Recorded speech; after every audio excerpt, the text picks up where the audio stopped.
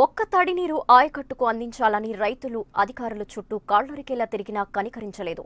ఫలితంగా వేలాది ఎకరాల్లో ఆయకట్టు కింద సాగు చేసిన వరి పైరు నిలువునా ఎండిపోయింది. అధికారుల నిర్లక్ష్యం, పాలకుల చిత్తశుద్ధి లోపం కారణంగా ఆయకట్టు రైతులకు అప్పులు మిగిల్చాయి. అనంతపురం జిల్లాలో ఒక్కతడి సాగునీరు అందక ఎండిపోయిన ఆయకట్టు రైతుల దుస్థితి ఇది.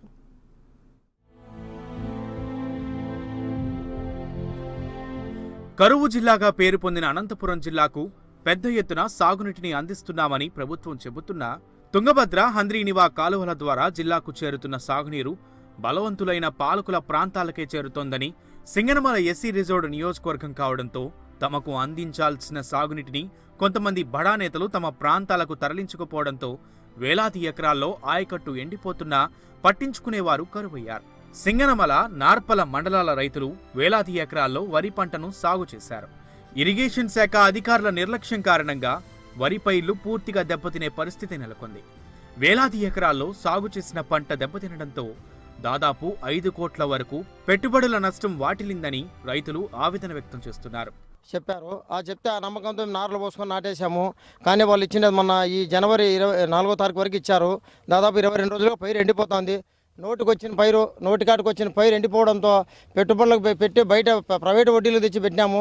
చాలా ఆందోళన దిశలో ఉన్నాము. పరిస్థితి ఏమిటి? అప్పుల్లో పుట్టి, అప్పుల్లో పెరిగి, అప్పుల్లో చేస్తున్నాము. ఇప్పుడు ఏమిటి అని మేము ఆలోచన చేస్తున్నాము. దీనికి చర్య తీసుకొని నీళ్ళని నడిస్తే పశుగ్రాసమైన తగ్గుతుందేమో ఆశతో ఎదురు చూస్తాం. ఎకరాకు పెట్టుబడి 30,000 వస్తుంది సార్. 30,000 వస్తే దాదాపుగా మేము 40 మూట్ల పంట అయితే దాదాపు 55,000 ఆదాయం వచ్చేది. ఇప్పుడు ఆ పెట్టుబడి కూడా చేతికి రాదని చెప్పి ఆలోచనలో మేము చాలా దుఃఖంతో, ఆవేదనలో చాలా ఆందోళన చెందుతున్నాం రైతులు.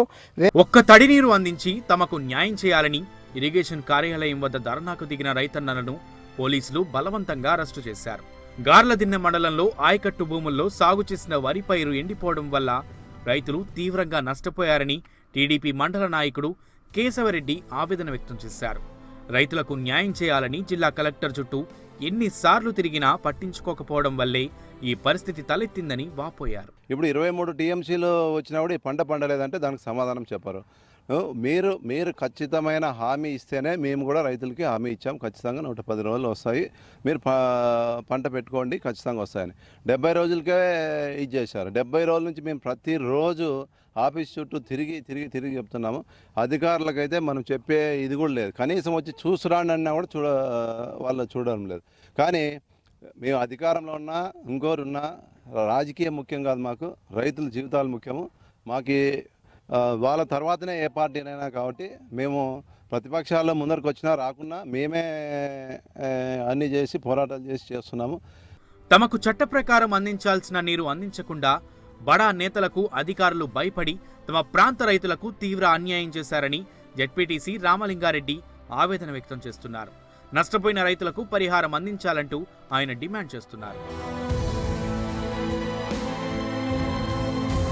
రైతులను ఆదుకోవాల్సిన అధికారులు బడా నేతలకు భయపడి సాగునీటిని విడుదల చేయకపోవడం వల్లే తాము తీవ్రంగా నష్టపోయామని రైతులు తీవ్ర స్థాయిలో మండిపడుతున్నారు.